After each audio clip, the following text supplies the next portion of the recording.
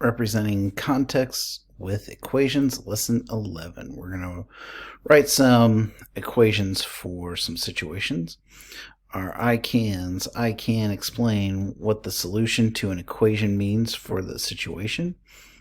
I can write and solve equations to represent situations that involve rational numbers. So make sure you have today's date, your I cans, page number, and you are ready to go on.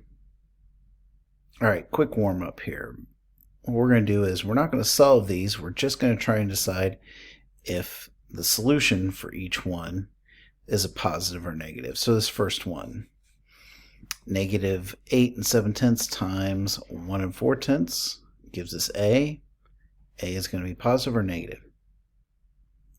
Yeah, negative, because we're multiplying a negative times a positive.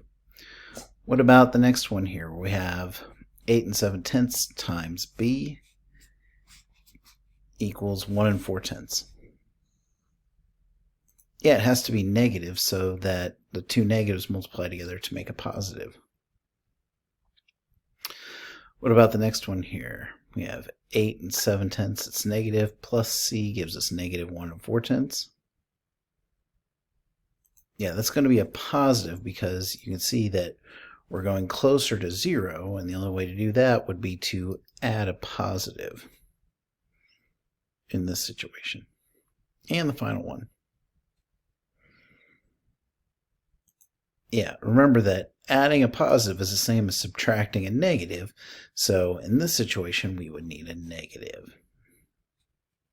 All right, we're going to look at a few situations and try and match the equations that would go in it. Okay? All right, so here, between 6 a.m. and noon, the temperature rose 12 degrees Fahrenheit to 4 degrees Fahrenheit. So which of these would work for that?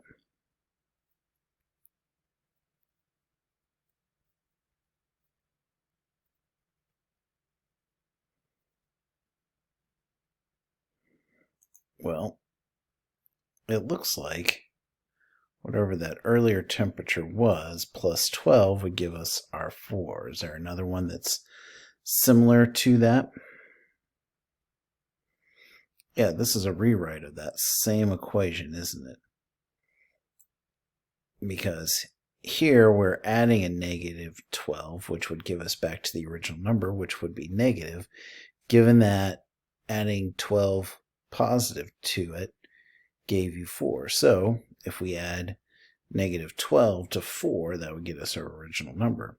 Same thing here. This is just taking whatever the original number is. If you add 12 to it, you get 4. Okay, at midnight, the temperature was negative 6. By 4 a.m., the temperature had fallen to negative 16. Which one's going to represent this situation?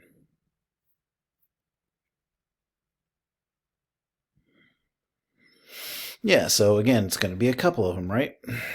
Negative 6 plus something is going to give us that negative 16. And then if we rewrite this, it's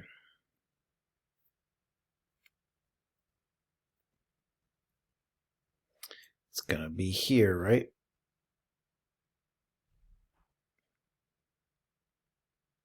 Because, again, in both situations, that's going to give us what the original number was. What about this one? It's 0 at midnight, and it drops 3 degrees per hour. Temperature is negative 6 at a certain time.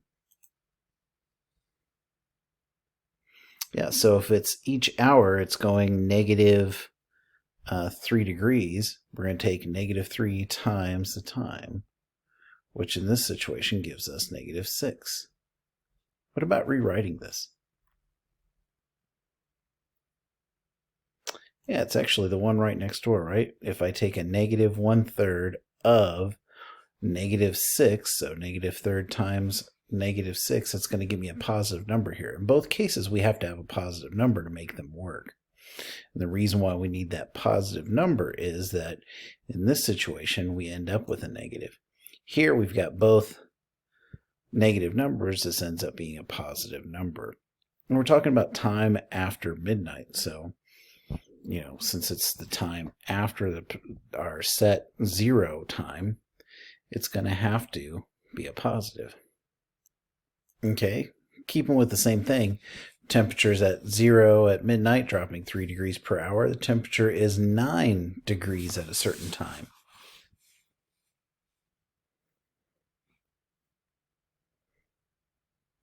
Yeah, this is a positive 9 here. So it's going to be, this is going to be one of the possibilities, right? Because it's going to be a negative time, because remember that we've got midnight as that 0 point. So hours before midnight are going to be represented with negatives. So that's how, in this situation, it's going to have to be negative, because here it said that it was 0 degrees at midnight. So at midnight, we've got 0 degrees, and anything after that, it's going to keep going down in the negatives as far as the y-axis would go. But our hours are going to be positive because that's the time after midnight. In this situation, it's going to be actually a negative. What's the other one that goes with it? Yeah, right here, right? Because negative 3v, which we looked at from the previous one, is going to end up giving us 9. So here, in this situation, it's going to be a negative because we have a positive temperature in this situation. All right, let's do a few more real quick here. Penguin is standing 3 feet above sea level and then dives down 10 feet. What is its depth? So how is this one going to look? Yeah, it starts off at 3, right? And then dives down 10 feet from that 3 feet above sea level. And that would give us its depth. What's the depth? Yeah, negative 7 feet, right? An eagle is flying 10 feet above sea level and then dives down to 3 feet above sea level. What is the change in altitude? Similar to here, right? But this time we're starting out 10 feet above, diving down a certain amount. Yeah, we don't know what the amount is, right?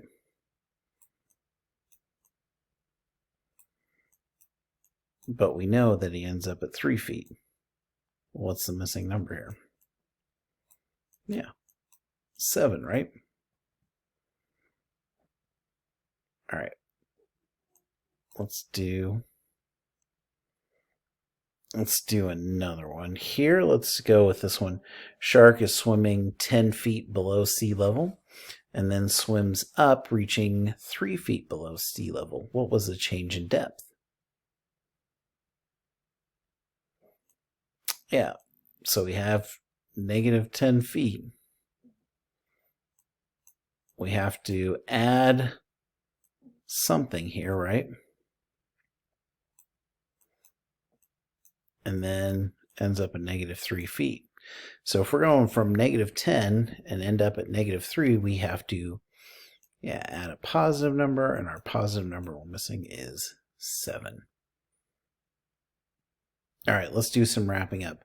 So when you're writing an equation to represent a situation, how do you decide what your variable represents? Yeah, your variable should be whatever is missing that you're wanting to solve for. Remember that solving for something doesn't always mean that you're answering something. It's not always whatever gives you the solution is the answer. You got to get that out of your head. It doesn't mean that that's necessarily what's going to happen every time. We talked about ones where we started off with, a negative 10.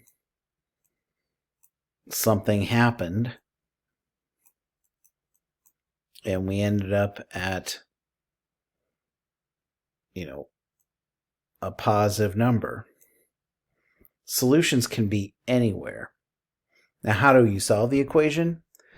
you can do lots of things. You can look at what's missing to try and figure out what the missing thing that plugs in there. You can rewrite it so that you end up with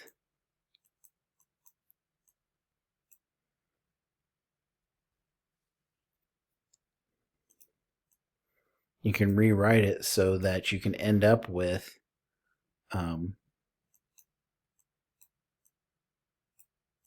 things together in a manner that gives you your answer.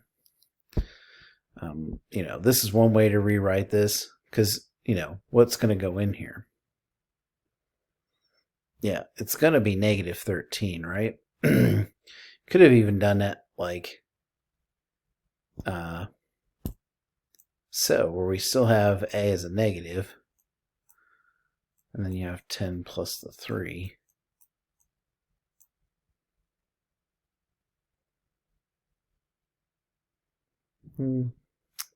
That one gets a little tricky, but the point is, don't always expect that your answer is the last thing. You should be able to rewrite. And then, when it comes to solving, it's about what works best for you in those situations. So, all right, I think we are done. Hey, thanks.